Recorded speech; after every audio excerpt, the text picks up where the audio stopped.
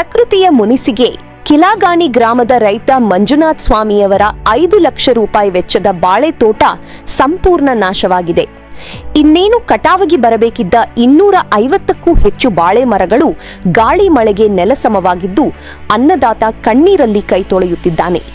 ವಿಷಯ ತಿಳಿಯುತ್ತಿದ್ದಂತೆ ಭಾರತೀಯ ಕಿಸಾನ್ ಸಂಘದ ವಕೀಲರಾದ ಜಯಪ್ಪ ಸ್ಥಳಕ್ಕೆ ಭೇಟಿ ನೀಡಿ ಧೈರ್ಯ ತುಂಬಿದ್ದಾರೆ. ಅಧಿಕಾರಿಗಳು ತಕ್ಷಣ ಸ್ಥಳಕ್ಕೆ ಬಂದು ಪರಿಹಾರ ನೀಡದಿದ್ದರೆ ತಹಶೀಲ್ದಾರ್ ಕಚೇರಿ ಮುಂದೆ ಉಗ್ರ ಪ್ರತಿಭಟನೆ ನಡೆಸುವುದಾಗಿ ಸರ್ಕಾರಕ್ಕೆ ಖಡಕ್ ಎಚ್ಚರಿಕೆ ನೀಡಿದ್ದಾರೆ. ಈ ಕುರಿತು ಒಂದು ಕಂಪ್ಲೀಟ್ ರಿಪೋರ್ಟ್ ಇಲ್ಲಿದೆ ನೋಡಿ.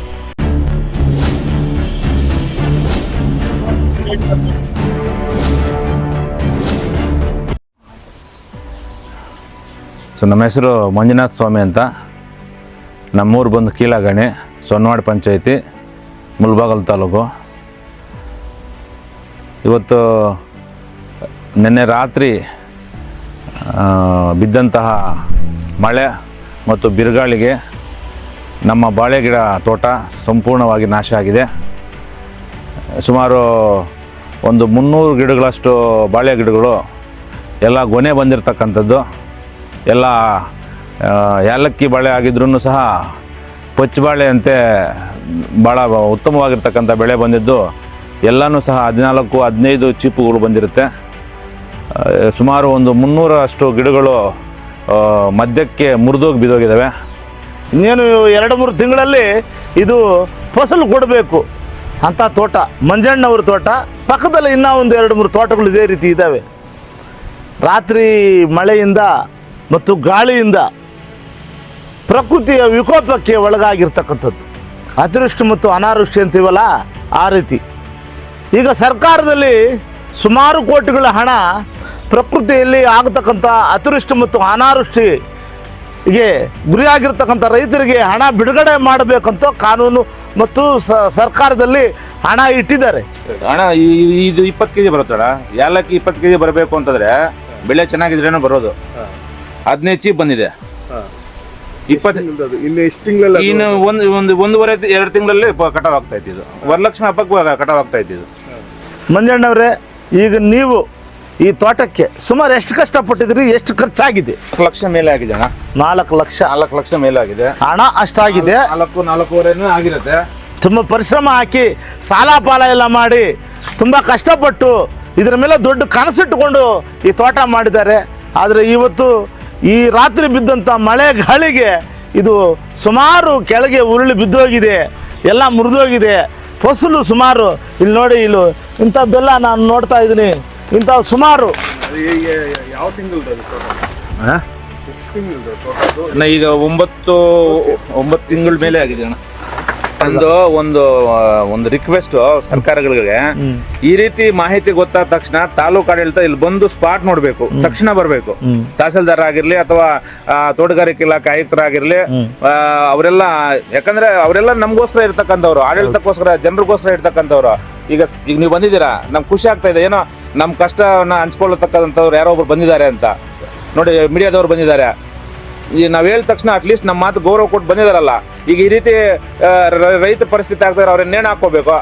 ಈಗ 4 ಲಕ್ಷ ಆಗಿದೆ ಖರ್ಚು ಅಂತಂದಾಗ ಈ ರೀತಿ ಹೋಗ್ಬಿಟ್ರೆ ಅದನ್ನೇನು ಮಾಡೋದು? ದಯವಿಟ್ಟು ರೈತರ ಒಂದು ಪರಿಸ್ಥಿತಿ ಒಂದು ಏನು ಕೇಳೋಕ್ಕಾಗದೇ ಇರತಕ್ಕಂಥ ಒಂದು ದಯನೀಯವಾಗಿರ್ತಕ್ಕಂಥ ಸ್ಥಿತಿಯಲ್ಲಿದ್ದಾರೆ. ಇದಕ್ಕೆ ಸಾಕ್ಷಿ ನಾನೇ ಅಂತ ಹೇಳೋದಕ್ಕೆ ಇಷ್ಟಪಡ್ತೀನಿ. ಇವತ್ತು ಇಲ್ಲಿ ಬಂದು ವಾಸ್ತವಾಂಶ ಗೊತ್ತಾಗಬೇಕು ಅಂದರೆ ಇಲ್ಲಿ ಬಂದು ನೋಡಿದ್ರೆ ಮಾತ್ರ ಗೊತ್ತಾಗುತ್ತೆ. ಇದುವರೆಗೂ ಸುಮಾರು ಒಂದು 2 ಎಕರೆ ಬಾಳೆಗಿಡ ನಾನು ಹಾಕಿದ್ದೀನಿ. ಆ 2 ಎಕರೆಯಲ್ಲಿ ಇವತ್ತು ಒಂದು 300 ಗಿಡ ಹೋಗ್ಬಿಟ್ಟಿದೆ ಅಂತಂದರೆ ಇನ್ನು ಉಳಿದಿರ್ತಕ್ಕಂಥದ್ದು ಅಷ್ಟಕ್ಕಷ್ಟೇ. ಸುಮಾರು ಒಂದು 3 ಲಕ್ಷ ಮೇಲೆ ನನಗೆ ಲಾಸ್ ಆಗಿದೆ. ದಯವಿಟ್ಟು ಸಂಬಂಧಪಟ್ಟಂತಹ ತೋಟಗಾರಿಕೆ ಇಲಾಖೆ ಅಧಿಕಾರಿಗಳು, ತಹಸೀಲ್ದಾರ್ ಮೇಡಮ್ ಅವ್ರಿಗೆ ಬೆಳಗ್ಗೆ ಫೋನ್ ಮಾಡಿದ್ದೆ, ಅವ್ರು ಎತ್ತಿಲ್ಲ. ಮತ್ತು ಪಾಪ ಅವರೇ ಮಾಡಿ ಸ್ಪಂದಿಸಿದ್ದಾರೆ. ಸರ್ ಬಂದು ಸ್ಪಾಟ್ ವಿಸಿಟ್ ನೋಡ್ತೀವಿ ಅಂತ.